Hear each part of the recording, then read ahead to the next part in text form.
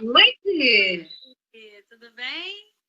Tudo bem? E você, menina? Eu tava fixando comentário aqui. Olha, eu vou ter um filtro, calma aí. Nossa, aqui tá estranho. Vamos lá. Tá gatinha, tá gatinha. Tô gatinha. E aí? Tá chegando o Tudo pessoal bem? aqui, ó. Eveline. Oi, Eveline. Olha, a Oba! Denise chegou, que Denise. Que legal. Eba! Nossa convidada já entrou. Já tá aí, só já deu até mãozinha. Então, deixa eu Maravilhosa. sair daqui logo, Gil. Boa noite para vocês. Muito obrigada. Deixa eu Fala, falar só do nosso workshop, pode ser? fala aí. Claro, fala aí. Gente, olha só. A gente está promovendo um workshop muito, mas muito bacana, que vai ser nos dias 12, 13, 19 e 20 de setembro. E o tema, né, Gil, desse primeiro workshop que a gente vai fazer mais, vai ser Dança na TV, que é Tá na TV.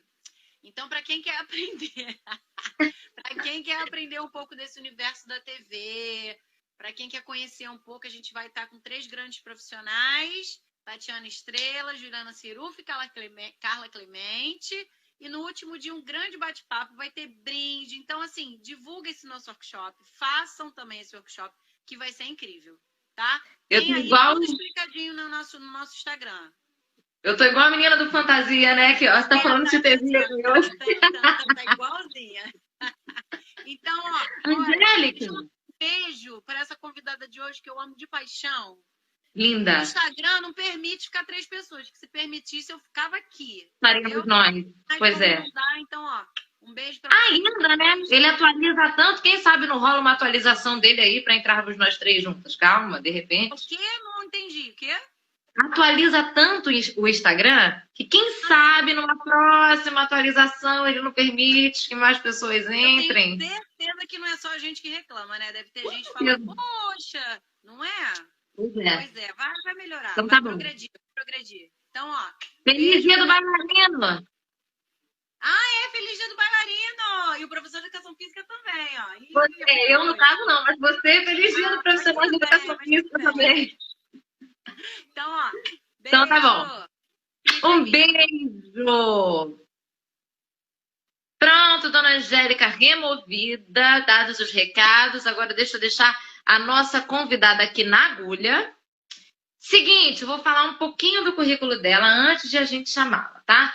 Ela que é diretora artística, coreógrafa, atriz, bailarina e professora de balé clássico. É formada pela Escola de Dança Clássica do Teatro Municipal do Rio de Janeiro, em artes cênicas pela Universidade Estácio de Sá e pós-graduada em docência e prática da meditação, gente. Dirigiu, atuou e coreografou mais de 60 espetáculos de dança e teatro. Foi supervisora cênica da Companhia Teatral Cambalier, mas não caí. Professora de balé clássico da Universidade da Cidade e da Companhia de Dança Vacilou Dançou. Desde 1989, é fundadora, diretora artística e mestre de balé clássico da Escola de Dança Arte em Movimento. Dentre outras coisas, atualmente ela desenvolve uma pesquisa de dança-teatro nos seguintes trabalhos: Vida, Lendas da Amazônia e Encontros e Desencontros, que mescla dança, música, teatro e poesia. Meu Deus do céu, agora eu convido nossa incrível convidada.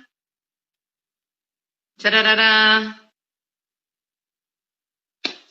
Aguardando a conexão de Letícia Infante.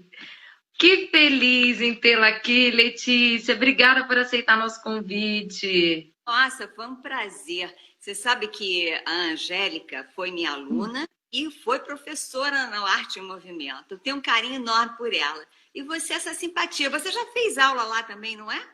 Fiz aula com você, eu já dei aula lá, já substituí a Angélica um tempo. É tanta gente, né, Gil, que às vezes a gente tem... como você foi mais assim, passou, você não ficou muito tempo, eu não gravei muito, sabe? Mas estou muito feliz. Muito obrigada, hein? Imagina, obrigada a você, de verdade, por estar aqui conosco. Seguinte, Lê, como a gente só tem uma horinha, eu já vou começar fazendo a nossa primeira pergunta, tá? Em primeiro lugar, eu queria que você contasse pra gente como é que a dança surgiu na sua vida. Como é que você conheceu? Depois, como é que você passou a enxergá-la como uma profissão? Falou, é isso que eu quero fazer na minha vida. Como é que foi essa história toda? Olha, eu acho que a dança já nasceu comigo. Eu tenho uma história engraçada. A minha mãe, ela é pianista clássica, e eu acho que ela sempre quis ser bailarina, só que ela teve uma paralisia, não muito grave, mas uma paralisia infantil, e aí isso não permitiu que ela tivesse muita desenvoltura física, né? Então ela ficou mesmo no piano. Quando eu nasci, eu tenho um dedinho, que é o meu dedo do pé direito, mínimo, ele é totalmente assim em cima dos outros, sabe? E eu, bebezinha, a minha mãe, quando viu, isso é minha tia, a irmã da minha avó, que contava, que ela chorava. Minha filha não vai poder ser bailarina. Você imagina, ela já queria que eu fosse bailarina, né? E ela achou que por causa disso eu não ia poder ser. A minha família sempre ouviu muita música clássica, sempre frequentou teatro, eu tive essa sorte, eu reconheço. E aí, quando eu tinha uns 2 anos e meio, foi a primeira vez que ela me levou ao Teatro Municipal para eu assistir o balé do Mossaiev. Você já assistiu? Já, maravilhoso. Pois é. Então, aquilo 2 foi... anos? Você tinha 2 anos? Eu tinha entre 2 e 3. Eu era muito pequena. Eu lembro, assim, só porque o balé, aquelas berioscas, né? Que aquelas saias que deslizam, parece que elas estão com patins, né? Então, eu tenho isso até hoje. Quando terminou, eu me agarrei na poltrona, segundo a minha mãe, eu não queria sair de jeito nenhum. E o pai dela, né, meu avô, foi nos buscar. Ele ouvia os meus berros e lá de fora. Eu não queria ir embora de jeito nenhum. Esse é um aspecto. Outra coisa é que quando eu era criança, o rádio, né, os aparelhos de som da casa, eram aqueles móveis dos anos 60, sabe? Palito, assim. Então, eu pensava que eles eram assim como um REC, né, hoje em dia. Eu alcançava. Então, eu ia lá, naquele tempo era de girar, né? Procurando. Quando encontrava música clássica, eu começava a dançar. Olha! E os casamentos das primas da minha mãe, que ela só teve um irmão. Então, naquele tempo, ainda se contratava uma orquestra. Então, eu achava que aquilo era para mim, mas eu era muito pequena, né? Claro, óbvio, né? Então, acho que eu sempre soube o que eu queria, sabe?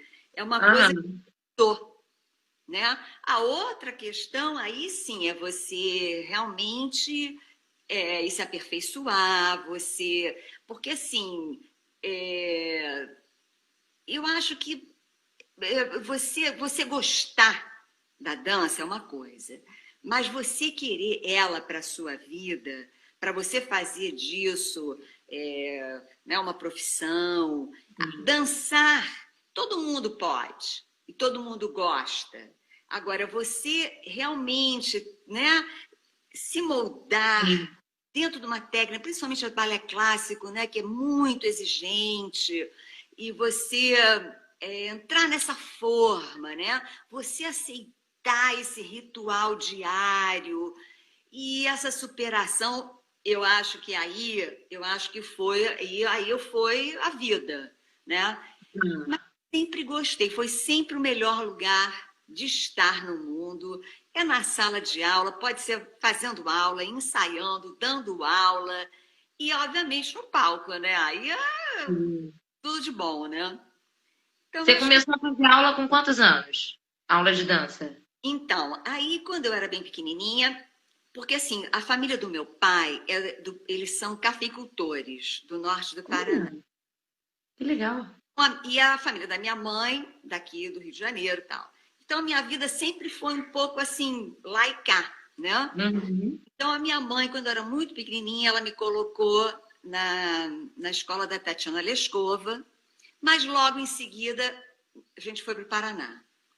Então, o que ela fez? Ela era uma cidade muito pequena, que ainda é uma cidade pequena, é uma cidade realmente de fazendeiros.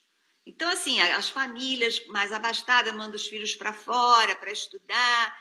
Não falta nada lá, mas é uma cidade muito pequena, então não tinha balé. Então, ela conseguiu um professor que ele vinha 2 vezes por semana, eu acho, e ele passeava ali, porque as cidades são perto, assim, uma da outra, são pequenininhas, mas são próximas. Então, ele aproveitava e fazia, assim, várias cidades para eu poder ter aula.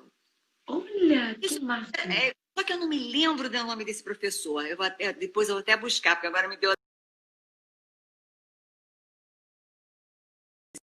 A minha primeira professora, que eu sou muito grata a ela, o nome dela é Jezebel Irigaray. Ela é uma gaúcha, só que a minha vida também, quando eu tinha assim, uns 8 anos, eu fui morar em Petrópolis. E foi aí que eu conhecia ela.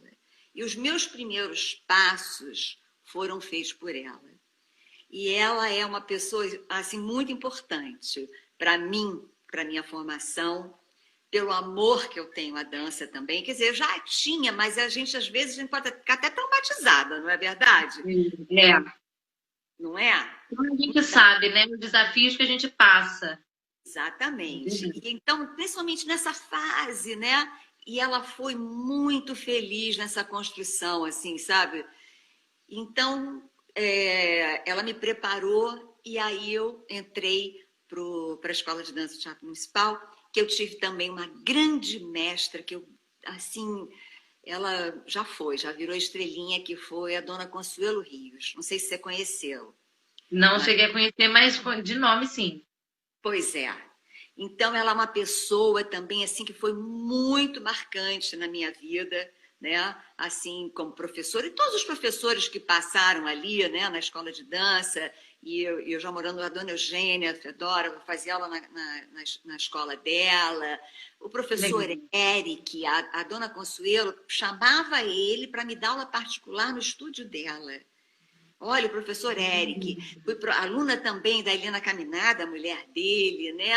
A Rita Schreiber, a Tânia Granado, e aí a Lourdes Bastos, a Mercedes Batista. Olha, gente, só nome maravilhoso. Só pessoas maravilhosas. Assim, eu sou muito grata pela minha formação. E logo depois também, outra gaúcha, que eu sou uma amiga querida, ela é uma amiga minha muito querida, que é a Nora Esteves, outra gaúcha também, e o Flávio Sampaio. Outro maravilhoso. E assim, bom, essas pessoas, eu acho assim que elas marcaram meu corpo, a minha alma, meu espírito, a minha emoção, cada um a seu modo, me ensinou muita coisa, sabe, Gil? Eu sou muito grata a todos eles.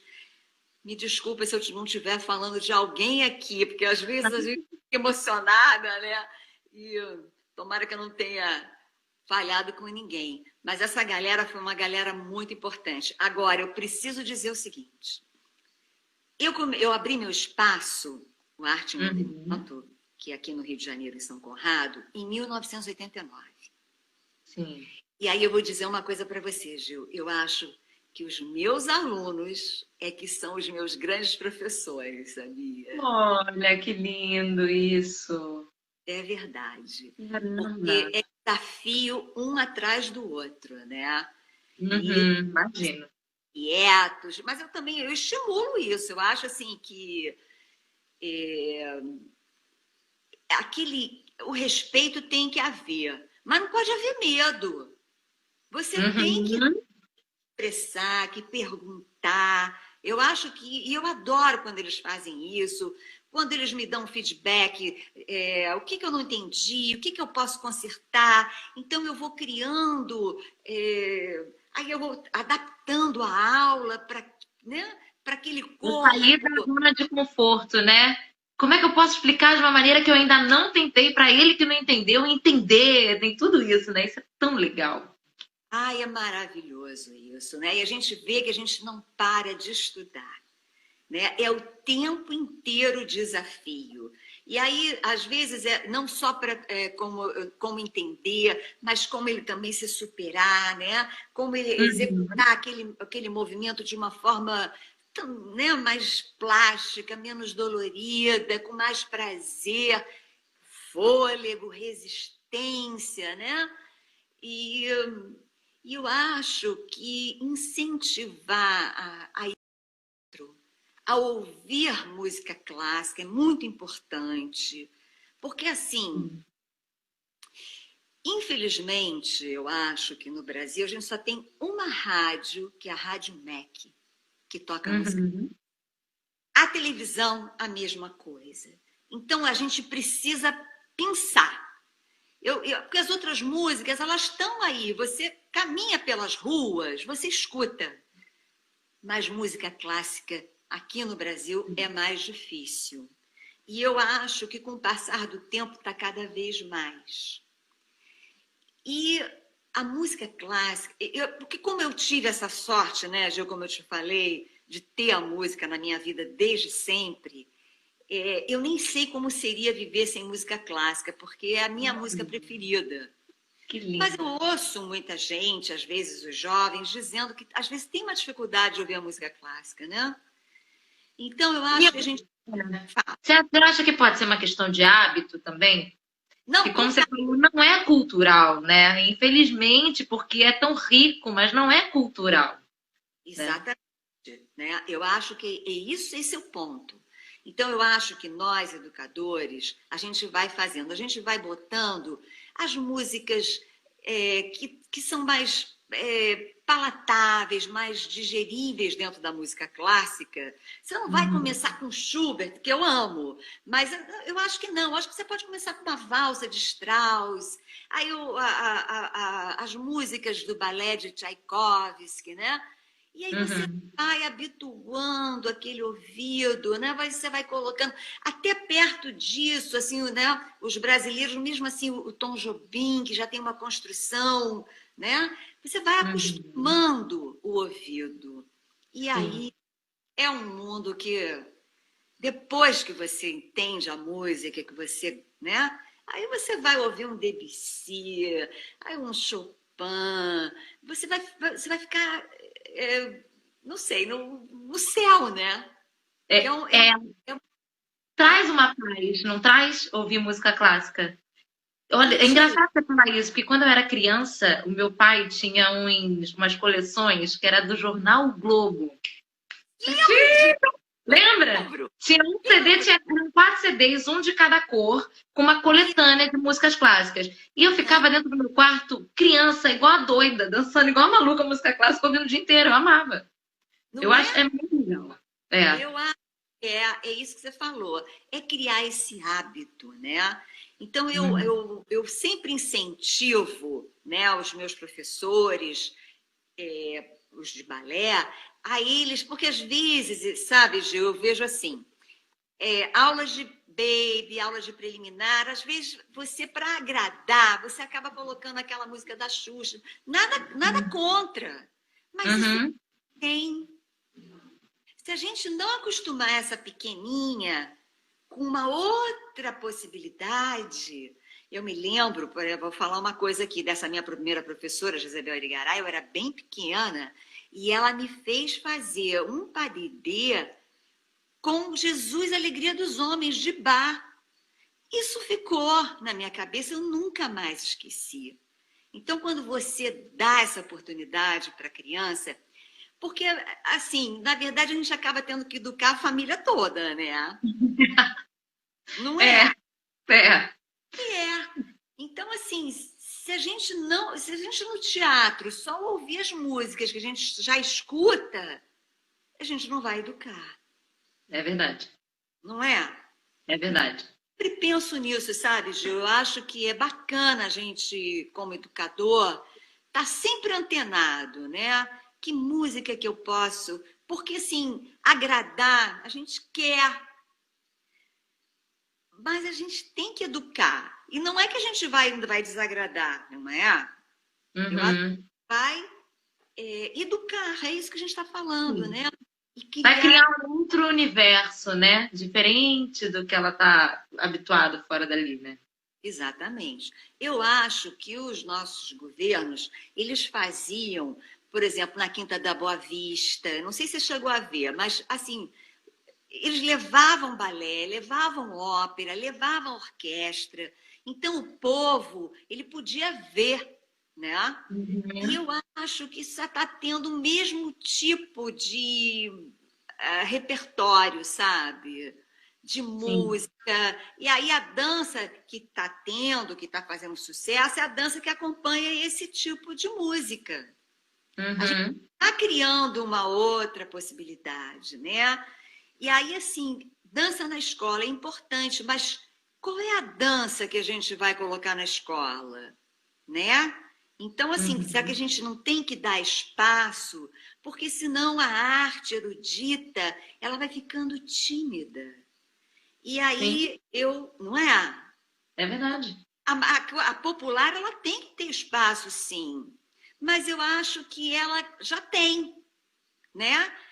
O que vai fazer o diferencial para aquela criança naquela escola mais, né?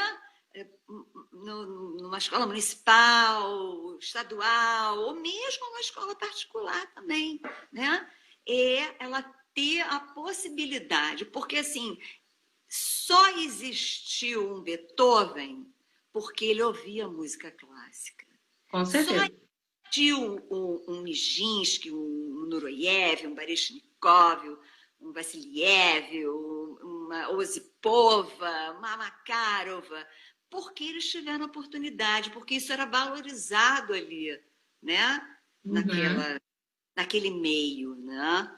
Então, como assim, eu me lembro uma vez, eu cheguei numa viagem na França, e aí parou o avião em Paris. Quando eu entrei no aeroporto, a música ambiente era música clássica, Que maravilha. não é? Então, Sim. eu estou falando muito isso, porque eu acho que eu estou tendo essa oportunidade, eu não sei quantas pessoas estão nos ouvindo, mas eu acho que eu estou sentindo falta. Aí, assim, você anda em alguns países da Europa, você pega um táxi, o motorista ele está ouvindo música clássica. Olha, é cultural mesmo, né? É isso, entende? Não é que a música popular não vai ter o seu lugar, ela vai. Você vê que, na verdade, o que me encantou, se a gente for parar para pensar, foi a dança popular russa. Mas a que nível ela foi elevada? Porque uma coisa é a dança popular, que a gente dança na praça, a gente dança na nossa sala, na nossa casa, no baile. A outra coisa é a dança cênica. Aí não importa Uhum. se é clássico, se é moderno, se é jazz, se é sapateado, se é hip hop, não importa, mas precisa educar. Porque aí Sim. você tem uma outra compreensão de como você vai agir, né, no palco, que é diferente de você Uhum. dançar livremente, né, em qualquer outro lugar, né? Aí Sim. você vai entender por que precisa ou não da maquiagem, do penteado, do figurino, porque cada elemento que você coloca no seu corpo é uma informação.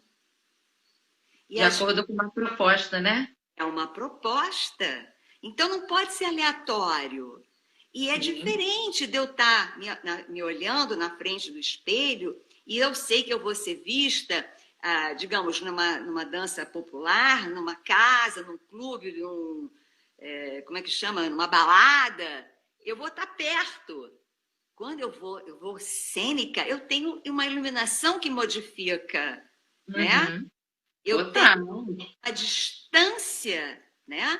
Então, eu acho que são saberes que precisam ser passados, independente da escolha. Eu acho que todo mundo devia fazer balé clássico e depois fazer, quando quer ser artista, dançarino, bailarino cênico. Sim. Eu acho que ali tem uma sabedoria, sabe? Do que é coxia, do que é diagonal, do que é um teatro, um palco, né, de um teatro Entendendo. italiano, Uhum. né? Então, assim, você tem esse referencial quando você chega, por mais talento que você... Porque tem muita gente talentosa, né? Sim, nossa, tem.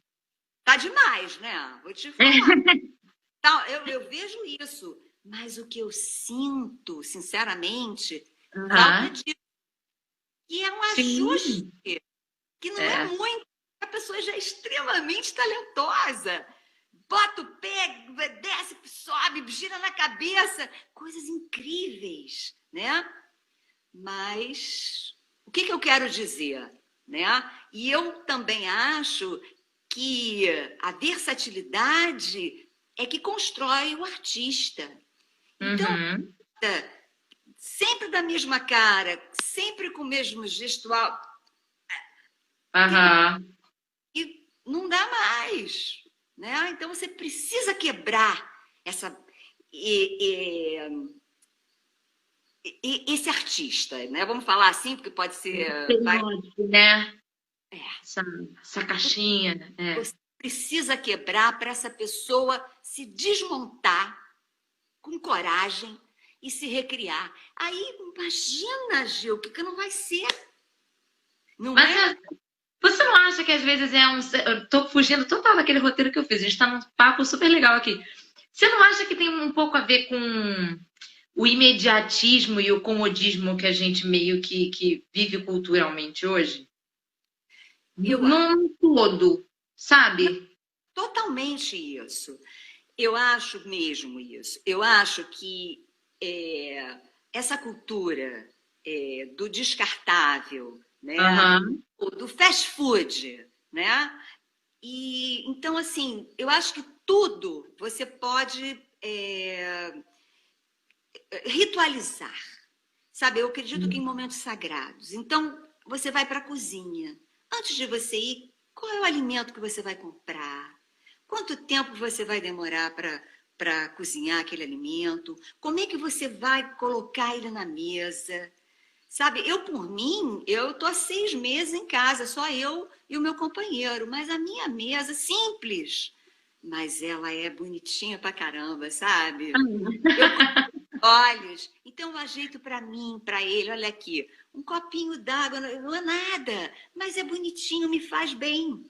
Claro! É uma forma de autocuidado, né? Você se cuida antes de qualquer coisa. Eu ia te perguntar, inclusive, acho que é até legal a gente entrar nesse assunto, de como você teve essa vontade de fazer a sua pós em docência e prática da meditação, né? Eu sou muito adepta à meditação, faço sempre. Minha terapeuta fala muito sobre as pequenas coisas, as coisas mais simples, a partir do momento que a gente coloca uma intenção, por mais que para o ego isso seja até negligenciado de tão simples que é, já muda completamente a energia daquilo, né? E é o que você está falando, de colocar uma mesa, não importa, é para você e seu companheiro, mas poxa, é uma forma de você se cuidar e o universo cuidar de você também, a partir do momento que você se cuida, né? E aí, enfim, já acabei falando um monte de coisa, mas como é que você resolveu, falou, não, vou fazer essa pós que eu acho incrível. Eu vou te contar. Quando meu primeiro filho nasceu, há 40 anos atrás, eu fiz o meu primeiro curso de meditação, que foi a meditação transcendental. Foi com a Lili Fernandes, sou muito grata a ela, uma bailarina também, querida. Eu vou ser sincera, não me adaptei muito com a meditação transcendental. Ela não é a que eu mais pratico, mas Uhum. pratico há bastante tempo. E depois disso, né, isso foi em 80. Em 89, eu abri o meu espaço. E Uhum. aí que eu realmente fui me dedicar a ser professora. Até então, eu me dedicava a ser somente bailarina, né? Então, ali que eu fui me dedicar. Então, eu sempre achei que faltava alguma coisa na aula, sabe? Uhum. Eu comecei a pesquisar muito, aí foi Tai Chi, foi Kenpo, foi a Tainá, que é uma massagem com respiração, o yoga. Eu fui pegando tudo quanto era prática corporal, de alguma forma, que usasse a respiração, né? O Uhum. Pilates veio depois. Quando o Pilates chegou, assim, mais aqui no Brasil, que eu tive mais conhecimento, isso já estava montado. Ele só veio reforçar aquilo que eu já fiz, né? E aí há 30 anos já que os meus alunos, a gente inicia, a Angélica sabe disso, a gente inicia a aula com uma pequena prática de meditação, né? E aí, isso, o que acontece? Você entra em contato, né, com você cria uma consciência, uma atenção plena, né? Foco, quer dizer, é tudo de bom. E você entra com a respiração. Então, eu criei também, eu tenho um livro que não é publicado ainda. Puxa vida! É muito difícil, porque ele vai ser ele é um livro que está pronto, mas ele precisa de ilustração. Ele é um livro ilustrado desse método que eu criei, e ele se chama A Arte de Respirar em Movimento. A minha aula tem uma cadência de respiração o tempo todo. Você vai fazer um dia para você entender. Quero muito. A meditação ajuda. O que aconteceu foi que não tinha curso. Tem cursos livres, milhares que eu fiz a vida inteira, e eu pratico há 40 anos a meditação, né? E dou aula de meditação. E aí surgiu uma pós-graduação em docência e prática da meditação. Eu falei, gente, olha que coisa maravilhosa, vou fazer. Então, foi um prazer fazer, né? Porque eu acho que isso... Só agregou, né? Eu acho que agrega, exatamente. Não me sinto tão sozinha. E aí é engraçado que vem a pandemia e as pessoas todas falando, né? E, né? Se autocurando. Eu sou reikiana também, coisas que muita gente já passou na minha aula e faziam assim, não acreditava muito nisso, sabe? Achava assim, isso aqui tá tão era de aquários, já ouvi essas mas eu sou tem uma galera que é meio cética, né, com relação a isso ainda, e tudo bem, né? Tá tudo certo. Agora, Gil, tá na moda, mas eu comecei isso há 30 anos, imagina. Então, era uma coisa muito longe, sabe? Então, é uma coisa... imagina reiki, trabalhar com energia. O que é energia? Tá maluca, né? Agora não. Agora eu acho que as pessoas até aceitam mais, você não acha? Eu acho. Tenho até um certo receio desse... Que assim, a gente sabe que é uma prática, né? Eu já confesso que eu comecei mesmo a realmente praticar, já vai fazer um ano. De verdade, a praticar mesmo, já tem um ano. São 40, tem um ano. Mas antes disso, eu já tinha tentado. Mas aí eu não sei como é aquilo, né, da prática e tal, eu não sabia se eu fazia direito, sabe? Tem todas as vezes essa dúvida aqui. Olha, tem tantos alunos seus falando tão bem da sua aula. Olha, o John tá falando, quem nunca fez aula com a Lê não respira de verdade. Olha isso, comentário. Angélica dizendo que aprendeu a colocar a respiração com os movimentos depois de fazer a sua aula. Olha, várias pessoas dizendo que faz toda a diferença, que a respiração presente é durante toda a sua aula. Isso é muito legal. E a meditação traz muita consciência daquele momento, né? A gente vive numa ansiedade o tempo inteiro. Eu sou assim, não vou nem falar nada, porque eu sou assim. Como é que vai ser? De querer controlar. Na verdade, a gente não tem controle de nada. Eu acho que a bailarina é assim. Nós somos ansiosas e controladoras. Então, é muito importante para a gente encontrar esse caminho do meio, né? É verdade. Aceitar com mais tranquilidade, né? O que acontecer. Por exemplo, assim, hoje você viu como é que eu fico, né? Eu acho que essa responsabilidade da bailarina, porque tem uma questão que eu acho que é o seguinte: a bailarina clássica, o músico clássico, a gente não se prepara para erro. É verdade. A gente se cobra muito. Como é que um Lago do Cisne... ela não vai fazer a pirueta naquele momento, não vai fazer aquele atitude naquela hora, não vai bater os braços. Não existe isso. O músico clássico na orquestra, ele não pode tocar outra coisa a não ser aquela nota, naquele tempo. Né? Além da exposição, né? De estar em público, além da exposição, de estar em público, né? Suscetível a críticas, a julgamentos, os nossos, os dos outros, tem tudo isso. Então, a bailarina, o bailarino clássico, ele não se prepara para erro, a gente se prepara para acerto. Então, a gente disciplina que quando a gente olha os colegas assim da escola, que são maravilhosos nas suas carreiras, meus amigos são todos brilhantes, mas isso é diferente. É diferente. É uma outra construção de pensamento, com horário.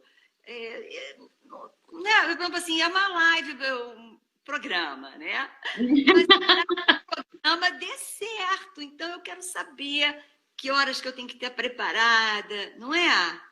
Sim. Então, eu acho que a vida, para mim, é isso. É um momento sagrado atrás do outro e é estar em cena para a vida. Eu me relaciono assim, sabe, Gil? Não é uma pretensão, não. É até difícil isso, porque eu me proponho, né? Então, a meditação, como a dança clássica, ela requer isso. Requer entrega e disciplina. Só que, assim, depois que a gente... eu acho que a formação da bailarina, por mais que você tenha talento, é difícil. Mas depois que você alcança um certo nível, que aí você vai fazer aquela diagonal, que você vai saltar, que você sabe que você vai saltar, que você sabe que você vai girar. Não é maravilhoso? Você não se sente bem? Livre, né? Livre. A meditação é a mesma coisa. Eu sempre digo que a meditação é assim. É como você estivesse na praia. Então, você tem que passar pela arrebentação. A arrebentação você vai tomar na cabeça, você vai. Aí, depois, você entra naquele mar, que é aquela calmaria. Mas, praticamente, você entrou lá. Por exemplo, hoje a meditação da tarde que eu fiz. Para eu entrar nela, como a minha cabeça hoje estava muita coisa, a arrebentação demorou. Até eu conseguir aquele instante daquele mar de almirante. Mas são segundos. Se eu for fazer hoje, novamente, antes de dormir ou amanhã de manhã, eu vou encontrar outro desafio. Assim como o bailarino. É na aula, é no ensaio e é ao vivo, fazendo, né? É sempre assim. Nunca vai ser num lugar muito fácil. Eu acho que você vai ter mais como é que chama? Conhecimento da sua profissão, né? Você vai ter mais resistência, mais o coração sempre vai bater, não é? E cada dia é um dia, né? Cada dia é um dia. Você pode fazer a Odete o resto da vida, mas o dia que não, é na hora. A Odete ela tem que descer para achar em você naquela hora. E depois ela tem que baixar a Odília. Dupla personalidade ali. Não é verdade. Aí a gente entra nesse trabalho, que é um trabalho artístico. Porque, por exemplo, a ginasta, ela tem aquela preciosidade, ela tem que fazer mais, ela não tem que encarnar uma personagem, não é obrigada. Ela vai ter graciosidade, vai ter um ritmo, dependendo do estilo da ginástica, né? Mas você segurar a personagem 2 horas e meia ali, nossa! É verdade. Não é? E sem palavras, só com o corpo, com os olhos. É um trabalho, assim, só quem faz, né? Tá falando de talento, é engraçado. Hoje eu estava conversando sobre isso. Que acho que A nossa área é uma área muito desafiadora, né? Muito cruel, às vezes, com relação a tantas cobranças estéticas e várias outras coisas. Mas acredito que nas artes cênicas também, você que também é atriz, que também já dirigiu e coreografou tantas coisas, a vocação sobrepõe ao talento, né? Não adianta você ter talento, você não ter a vocação de persistir, de levar tantos nãos e saber tudo aquilo. Realmente são ótimos. Você falou a palavra que me lembra da minha querida amiga a Nora Esteves. Ela fala isso, que não adianta talento sem vocação. É verdade. A vocação é que vai fazer o artista perseverar e ele acontecer. Porque, assim, quantas pessoas já passaram por mim, ou alunos, ou colegas, que tinham talento, mas não tinham vocação. Então, não foram, não conseguem ir, porque não é fácil. Não é. Não é fácil, né?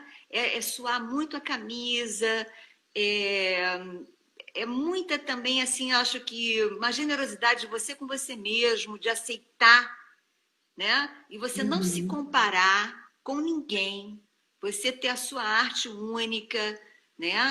Não importa. Isso é difícil, né? A gente sempre fazendo aula na frente de um espelho, se cobrando de limpar a coreografia, todo mundo igualzinho. Então, é realmente um trabalho muito interno. Hoje em dia, eu entendo muito mais do que quando eu era adolescente, criança, quando eu fazia aula. De não se comparar, sabe? De saber que você... A meditação me ajuda muito também. Olha que legal, a meditação me ajuda muito nisso, né? De você entender que você é único. Só... Isso. Cada um de nós tem uma digital, a íris do olho, então você vai ser um artista especial, né? Então, você pode ter várias peças de confronto. A gente falando muito da Odete, da Odile, mas a Gisele, a Bela Adormecida. Não importa que personagem, estou falando mais dessa clássica, né? Que você vai encarnar, né? Mas não importa se aquela outra tem a perna mais alta que a sua, se ela gira mais. Não importa nada disso. O que importa como que você vai absorver, no caso da Gisele, aquela dor daquela traição, né? Daquele amor que ela ingênua, né? E como é que ela vai depois perdoar, ela etérea, né? Num espírito, como é que ela... Olha, eu acho essas coisas assim, nossa, eu piro. Eu acho... Não importa quantas piruetas ela deu, você vai lembrar como ela olhou para ele. É verdade. Isso é que vai ficar. Então, eu acho que esse que é uma parte que não pode ser negligenciada. É lógico, a gente tem que treinar, pé na mão, mas essa parte... E eu acho que a meditação, ela ajuda, porque você entra nesse, sabe? Porque também acho o seguinte, o ator, ele não pode pirar. Né? Você vai fazer o assassino, então você vai achar que você é assassino. Não, você é morto, você vai morrer. Não é isso. Né? Então, é verdade. Eu acho. Tem muita gente que pira. A gente sabe. Tem umas pessoas que é perigoso isso, né?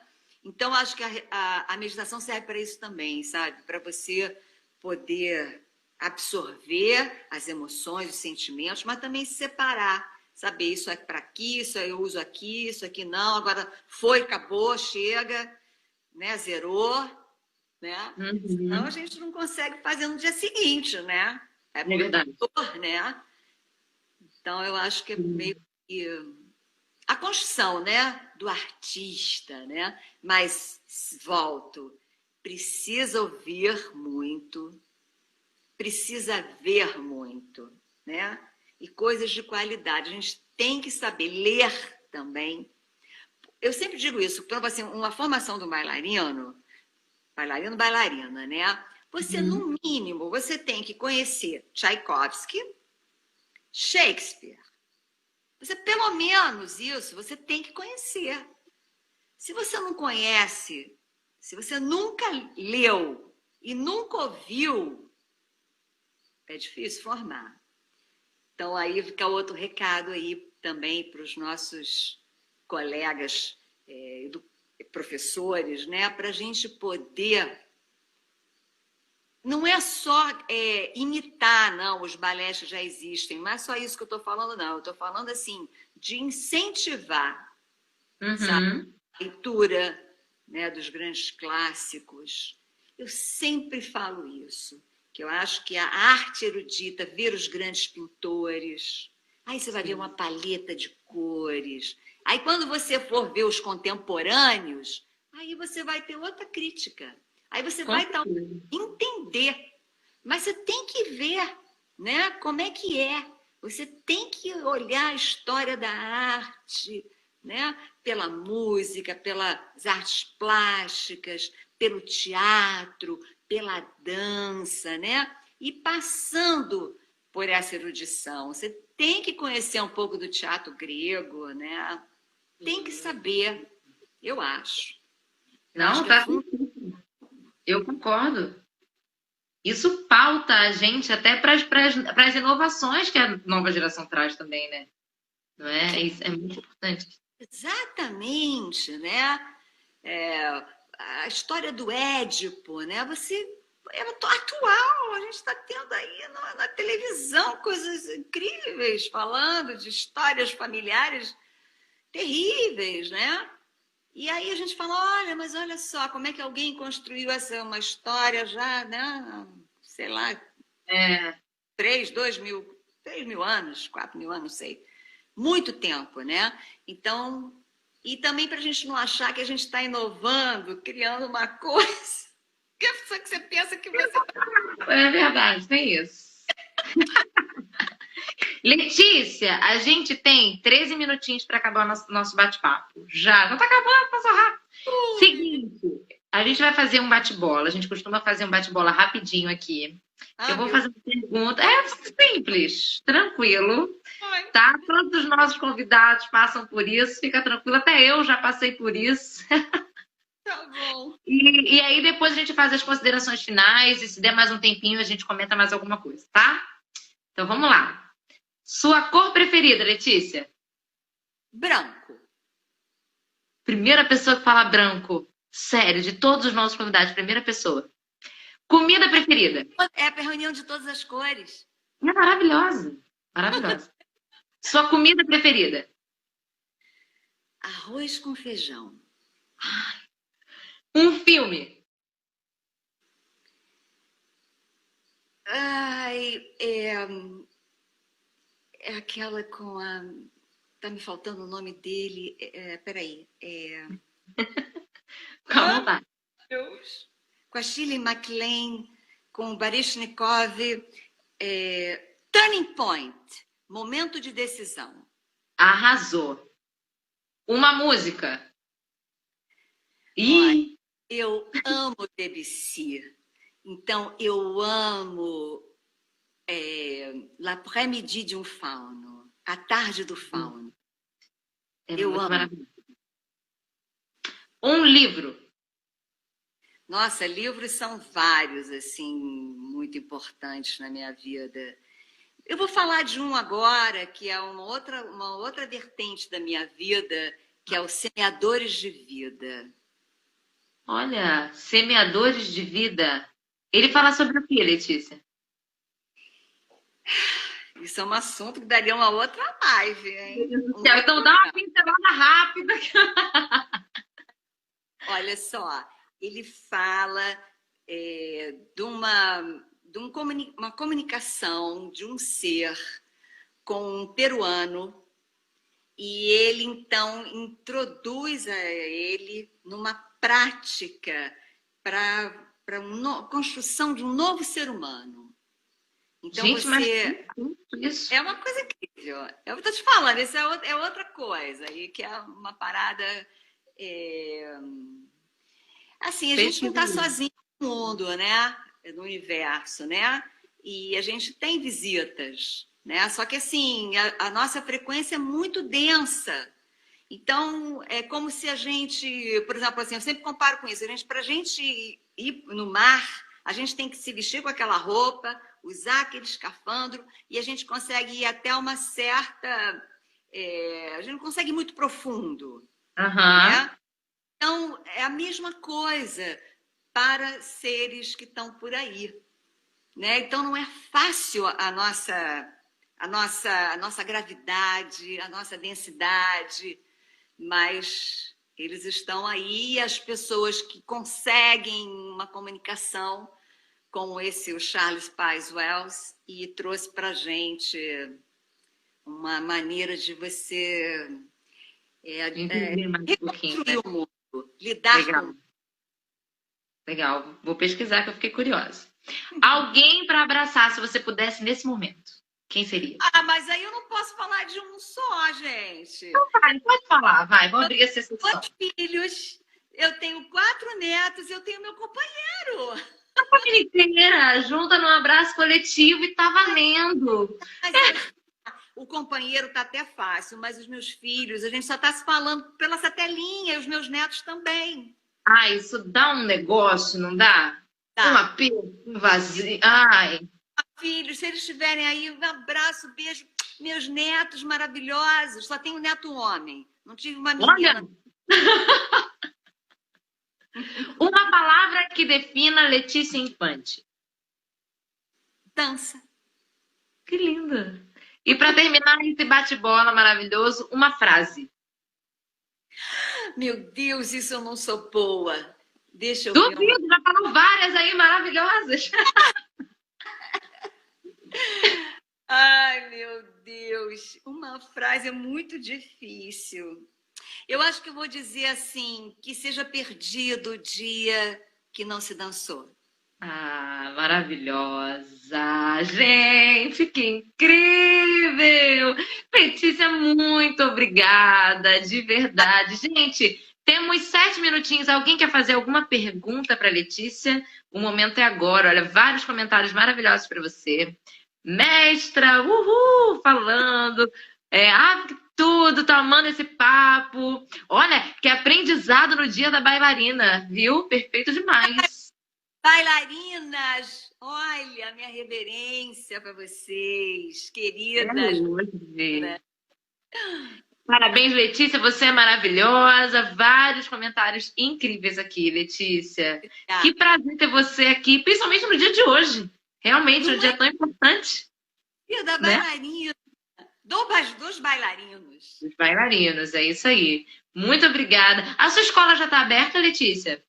Então, a gente vai voltar no dia 14. E a gente vai voltando devagar. A gente vai voltar 2 vezes por semana, segunda e quarta. Eu sou cautelosa, sabe? Então, eu não quero que ninguém se apresse e corra algum tipo de risco. Então, a gente está seguindo o que, né, as orientações, mas o nosso coração também, porque eu acho muita responsabilidade, né?